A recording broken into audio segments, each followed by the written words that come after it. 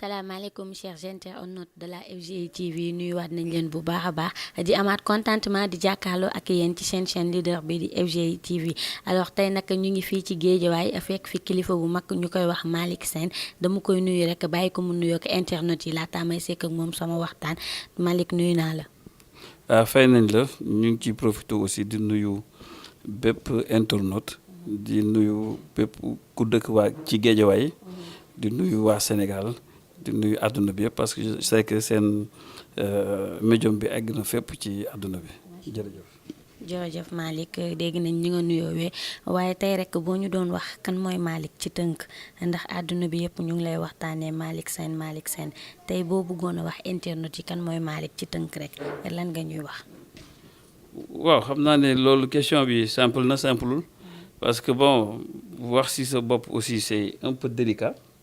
man Malick Sène laa tudd maa ngi dëkk Guédiawaye je suis un banlieusard comme ni ma koy waxee d'habitude je suis un banlieusard à 200%. Je suis né à Pikine Dominique màggee Guédiawaye j'ai fait toutes mes études ici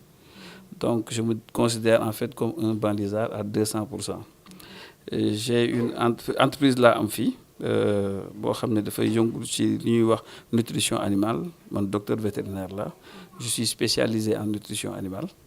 et ci loolu dañuy defar ay xont dañuy defar ay médicaments dañuy koy distribuer également actuellement sama société mi ngi fi basée à Guédiawaye et elle emploie à peu près directement 53 personnes voilà. leneen li ma mën a wax mooy Malick Sène peut-être c'est ku bëgg football la. Parce que bon milieu nawetaan bi xam nañ ma bu baax a baax je pense bien même milieu sportif bi et en général parce que kuy yëngatu laa ci loolu dafa am leneen loo xam ne aussi c'est extrêmement important. ku dëkk Guédiawaye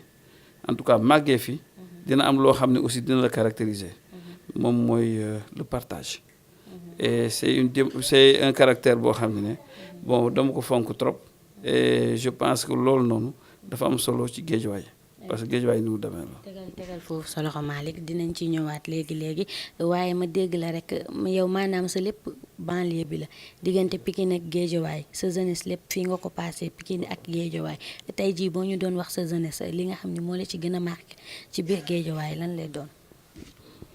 bon mais bari na parce que soo màggee ci banlieue da ngay am en fait da ngay am yenn caractère yoo xam ne yenn point yoo xam ne en fait da lay jariñ parce que da ngay nekk une personne boo xam ne da ngay nekk une personne de défi parce que Guédiawaye xam nga bon ñun dañu xaw a stigmatiser donc soo seetloo pour nga atteindre en tout cas yenn say objectifs yi je veux dire des objectifs sociaux yooyu très souvent aussi li nga xam ne ñeneen ñi nga xam ne ñoo dëkk ci ville yi en fait yow suñ doon daw 1 di nga daw 2 déjà kooku donc ça force en fait un caractère boo xam ne bu am solo ci jeune Guédiawaye beneen bi nga xam ne marqué na ma aussi c'est en fait toute la latitude que j'ai eue pour connaître un nombre important de personnes bokk jeunesse ñu footballandoo defandoo lu bari et je pense que ça c'est extrêmement important parce que loolu da lay jox déjà la possibilité en fait foo dem nga mun fa nekk parce que da ngay mën a partager moi je me rappelle fi ma doon liggéeyee suma bureau gars yi marché bi lañ ko doon wooye parce que tout le monde le matin passait me voir et on discutait donc loolu am solo la te loolu fu ma ko jëlee c'est parce que en fait j'ai grandi à Guédiawaye j'ai grandi dans la banlieue. macha allah Malick su ma déggee ci sa wax dafay mel ni rek yow nit ku mën a partager nga nit social nga daal. bon xam nga il est difficile encore une fois nga wax ci sa bopp mais je pense que loolu caractère bu xam ne la en fait banlieusards yi am nañ ko parce que bon fii très souvent affaire yi du mat donc dafay am benn jàppalante boo xam ne dañ koy noter bu baax a baax ci chez les en banlieue et donc loolu noonu xam naa ne loolu aussi dal na ma je vais pas jusqu'à dire que ku mën a partager là mais c'est un caractère boo xam ne am naa ko et à travers les faits que je pose régulièrement ben dina ci feeñ bu baax a baax waaw. macha allah Malick dégg nañ li nga wax waaye ci biir partage yooyu ngay def mu mel ni rek yemoo ci di partager mais da nga taxawal tamit benn mouvement bu rëy bu nekk biir Guédiawaye mu tudd suñu banlieue ndax mën nga ñu indil tuuti leeral ci mouvement boobu. waaw man en fait je suis parti de plusieurs points li ma seetlu bi ma fi dëkkee ba léegi man fi laa jànge waxoon naa ko sànq fii laay liggéeyee tamit ci banlieue bi. Et avec cela bon li nga xam ne en tout cas yàlla dénk nañu ko on essaie en fait de le partager mais li ma seetlu li ñu fi créer emploi ci Guédiawaye bari na bariwul parce que bon la demande est très forte mais au moins am na 53 emplois yoo xam ne créé nañu ko de emploi fla c'est des docteurs vétérinaires comme moi c'est des bac plus 5 des financiers yoo xam ne dañuy liggéey ak man. Non en fait ça c'est sama liggéey la sama société moo créé loolu et partant de là aussi li nga xam ne am naa ko si permettre na ma ci def un peu de social souvent fii soo fi doon ñëw di laajte di ngay fekk beaucoup d'indigents yoo xam ne dañuy nekk ci suuf loxo yi du jot bu baax seen gannaaw et très souvent dañuy ñëw ñu am joma très souvent dañuy làqatu sax pour pouvoir demander à travers certains actes par exemple bi ma leen laajee li ñu doon def ak yooyu bi ñu ma ko waxee avec en fait li nga xam ne samay moyens attan nañ ko j'ai essayé de faire quelque chose et loolu bi ñu ko defee ci soxna yi nga xam ne ñoo fiy ñëw très souvent mais ñoom ñëpp dañoo réussir dañoo fay ba fay lu ëpp parce que bi ma leen koy jox tamit parce que waxuma leen ne dama leen di koy may mais dama leen di wax ku nekk bi mu waxee sa liggéey dama la ko wax na la dinaa ko financer et puis après ben ñu faciliter leen fay bi mais soo xoolee diir bi ñu waxoon nag ñoom def nañ ko ensuite li nga xam lépp li nga xam ne en fait aussi engagé woon nañ ci loolu engagé woon nañ def nañ respecté nañ ko en plus de cela dañoo fay ba mu ëpp. Ensuite dama seetlu aussi le partage bi nga xam ne en fait dañ koy am à travers en fait ci mouvement jeunes yi et particulièrement en fait le championnat national populaire là également soo xoolee on vous dira que Malick Sène bokkul amul fépp la far donc et ça je pense que loolu tamit bon ça a été quelque chose boo xam ne lu am importance la mais bi ma boolee lépp j'ai vu que de plus en plus aussi bon j'ai vu que affaire yi je pouvais me dire que ne damay yem ci li nga xam ne maa ngi koy def j'ai eu à créer des emplois am na ñoo xam ne maa ngi leen jàppale je me disais que loolu yem mais soo xoolee en fait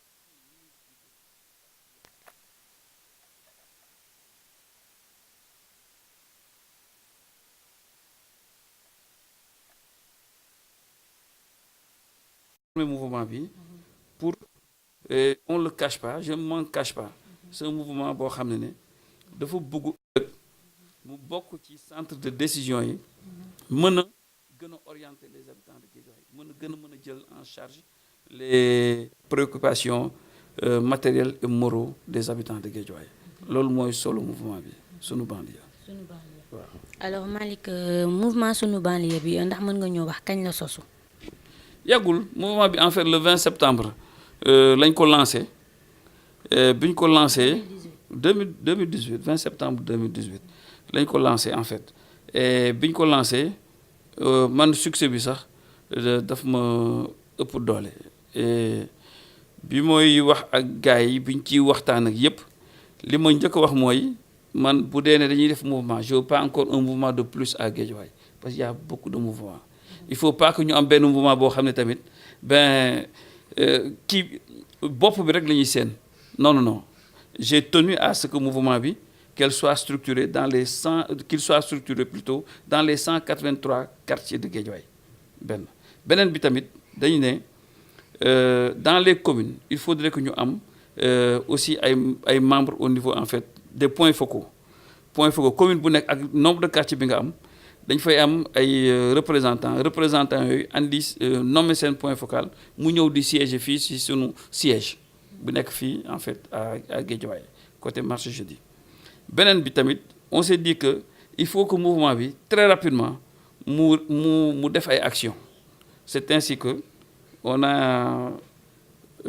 octroyé 200 bourses en pâtisserie et loolu vraiment ça a été un succès xale yi ñu ngi jàng et retour bi ma ci am macha allah am na solo trop te ñooñ tamit suñu génnee du ñu pare rek na leen dem alors am ngeen seen diplôme dem leen non non non on va essayer de voir comment nañ leen di insérer réfléchir nañ ci bu baax a baax comment parce que soo xoolee Guédiawaye le nombre d'habitants macha allah te économistes dañuy wax ne fu ñaari doomu aadama tase comme juddu na fa donc il y a beaucoup de choses yoo xam ne mën nañu ko def en plus de ça man soo métier métier wu vétérinaire la métier wu production animale la nan la ñuy def ba loolu gën a ñoŋ ci loolu tamit ñu ngi former 200 jeunes yoo xam ne dañuy nekk ay volaillers soo xoolee si yarkat yi surtout nga si élevage yu volaille am na ay docteur vétérinaire am na ay ingénieur am na ay technicien d'élevage mais celui qui s'occupe en fait du poulailler de la ferme ñu koy woowee volailler très souvent technicien boobu amul te gars yi soxla nañ ko parce que kooku noonu mooy interlocuteur technicien yi mooy interlocuteur aussi propriétaire ferme yi kooku am na ci benn expérience bi ñu ci def aussi bu ñu ci ñëwee fii amoon na fi ay xale yoo xam ne dañ leen fekk ñuy nekk suñu booru bureau bi ñu ñëwee foofu ñuy waxtaan et tout duñu woon def dara on en a pris une dizaine formé leen mais les 9 sont insérés et sont dans des projets yoo xam ne au moins bi ci gën a tuuti mat na 200 millions et ils ont des salaires yoo xam ne yu am solo donc ça permet aussi à ces jeunes là yoo xam ne dëkk nañ ci banlieue bi ñu mën a retourner à la terre en quelque sorte dem càmm wala béy ñu mun ko defaale en même temps donc ci loolu la ñu aussi wax loolu ne dañ koy def parce que loolu c'est pourvoyeur d'emploi yemuñu foofu dañu aussi ñu ngi actuellement ñu ngi répertorier tous les artisans de Guédiawaye pourquoi parce que Guédiawaye soo xoolee am na suuf da ngay jël benn exemple bu simple si vous prenez un peu les mécaniciens très souvent da ngay gis benn koñ bu yaatu ñëw installé wu fa ci ñoom da nga fay fekk ay techniciens yu xarañ 1 ou 2 ba jàpp 4 ensuite da nga fay fekk ay apprentis ñu leen di former mais il suffit que qu'une décision se prenne ñu wax ñooñu da leen di bouger génn leen foofu garage bi tas xale yi jàngatuñu seen métier ensuite ñooñu soo xoolee ku dem au moins doon nañ nourrir ces 4 personnes là dinañ nourrir au moins 40 personnes loolu mu andi encore ndóol donc précarité boobu aussi dañuy wax dañ koy xeex en les organisant en faisant en sorte que ñoom seen bopp li nga xam ne am na fi ci suuf ñu mën ci am des zones yoo xam ne dañ fay mën a def ay ateliers yoo xam ne yu mucc ayib yoo xam ne en fait ñoom suñ ko amee suñ ci amee ay baux dinañ ci mën a am ay prêts dinañ ci mën a liggéey et dina précarité boobu dina wàññeeku et di nga gis ne moyens yi fi wax nii yëpp dina ça day augmenter une certaine résilience day yokk seen doole pour mën a dékku yenn situation yi. Actuellement également on est à la recherche de 200 permis pour les jeunes pour que ku nekk mun dawal oto pour que ñu mun leen insérer projet yi en fait bari na et c'est comme si en fait nous dañ doon agir comme un maire wala quelque chose comme ça mais on s'est dit que bëgguñu mouvement boo xam ne en fait ñëwul ak ay action ba pare que les gens voient d'abord ba pare ñu mën a apprécier. ma ñëw tuuti internet yi maa ngi leen di fàttali rek ni ñu ngi fii ci Guédiawaye seet si Malick Sène nekk kilifa bu mag biir Guédiawaye macha allah alors yéen comme seen mouvement dafay liggéey te Guédiawaye dafa bëri ay mouvement ndax yéen seen mouvement mu ngi diggante yeneen mouvement yi ci biir Guédiawaye pour ngeen ànd yéen ngeen liggéey seen Guédiawaye. waaw en fait waaw loolu mi ngi am soo xoolee aussi mouvement bi ba léegi ñun communiqué wuñu mais on léegi nii je sais que romb nañ 2000 membres actuellement et ñun li ñu njëkk a wax mooy sunu parti mooy Guédiawaye donc képp koo xam ne jóg na parce que Guédiawaye moo ko yëkkati ñu dañ lay talal loxo lenn rek mooy yàq en fait très souvent ces mouvements là ce sont les chocs des ambitions ku nekk day bëgg a jiite et loolu amul solo pour man li am solo véritablement c'est que ñu mën a gëstu loo xam ne ëllëg dina wàññi en fait difficulté yi nga xam ne waa habitant wu Guédiawaye moom la ñuy jànkonteel et loolu suñ ko defee am ko tënk ko ku juutu rek ku jiitu rek baax na c'est l'essentiel lool mais l'essentiel c'est que moom mu gestu ñi nga xam ne en fait moom la ñu d'accordoon wax ko tënk ko mu nekk en fait préoccupation wu habitant wu Guédiawaye loolu moo am solo incha allah suñu lancement mouvement bi xam naa dañ ci yegg si question yi prévoir nañ invité képp koo xam ne mi ngi yëngatu ngir Guédiawaye tàllal ko loxo pour ñu ànd liggéey.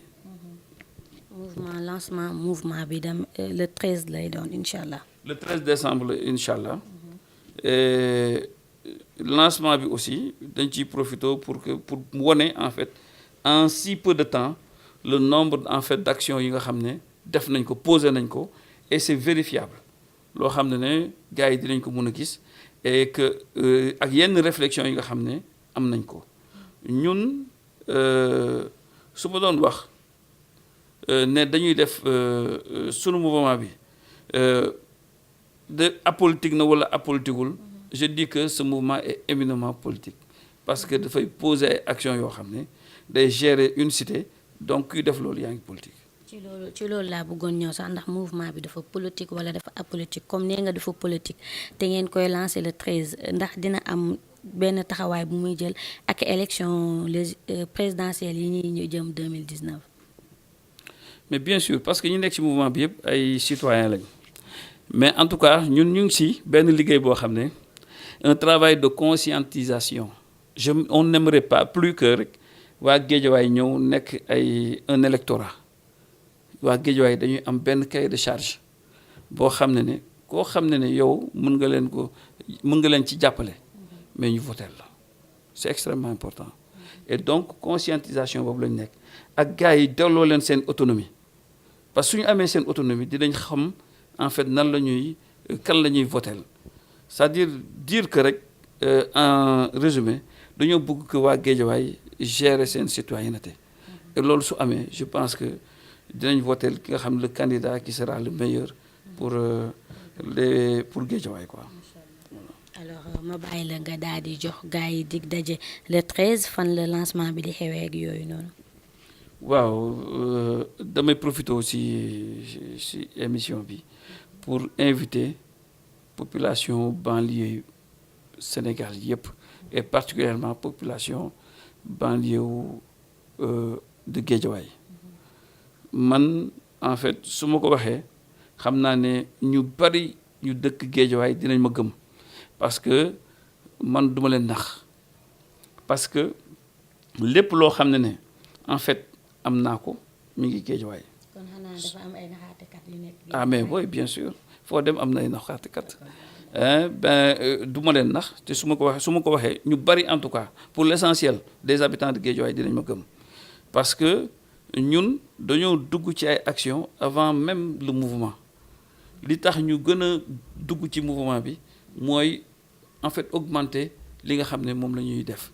te waa Guédiawaye mérité ko c'est pourquoi damay inviter population Guédiawaye bi yëpp ñu ñëw ñu tase ñu échanger le 13 décembre si terrain basket bi nga xam ne moo nekk ci côté Hamo 3 entre Hamo 3 ak cité des enseignants. foofu la rendez-vous bi. exactement. ma bàyyi la nga tàggatoo ak internet yi ñu doon seetaan. waa ngi encore une fois maa ngi leen di gërëm maa ngi leen di sant je pense que li ngeen di def c'est extrêmement important parce que ça day contribuer ci li nga xam ne mooy conscientisation habitants yi population bi et loolu am na solo trop damay faral di wax su may jeexal toujours sama émission Guédiawaye sera ce que nous en ferons.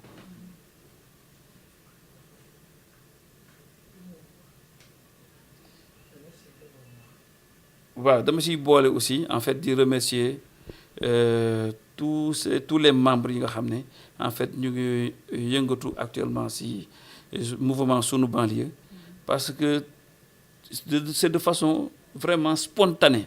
le gars yëpp ñëw dugg au niveau des structures liggéey fu liggéey bu am solo woo ay des experts yoo xam ne liggéey nañ sur les groupements des femmes fàtte naa ko sax wax liggéey nañ sur la jeunesse liggéey nañ sur une politique sportive. Quelle politique sportive pour Guédiawaye liggéey nañ aussi sur la sécurité l'insécurité liggéey nañ ci lu bare bare loo xam ne également sur l'emploi sur beaucoup de choses qui permettront en fait à Guédiawaye en fait d'être en fait une ville boo xam ne dina neex a dëkk et population bi en fait dinañ sentir bu baax a baax ci seen dëkkuwaay dinañ gën a conscient en fait seen dëkkuwaay. mi ngi noonu internet yi tey lii lañ leen indiloon nag ci biir FG tey jàpp ni nag neex na leen loolu waaye tamit dama leen di jox dig daje rek beneen yoon ak yeneen daanaan laataa loolu nag may remercier bu baax a baax képp koo xam ne rek jël nga sa temps toog di ñu seetaan Coumba Ndiaye sama xarit xol bi gi gërëm naa la bu baax di jaajëfal tamit Fallou Ndiaye borom FG yi sama papa sama xarit sama conseiller waaye nag maa wasaax sama jabax ji ma génnee ci bodi yow tamit kontaane naa la bu baax a baax ak sama doom ndey bu bees bi Babacar ziar naa la bu weex yow tamit di leen jox dig daje rek beneen yoon ak yeneen daanaan ci biir FG lay xewee bye bye.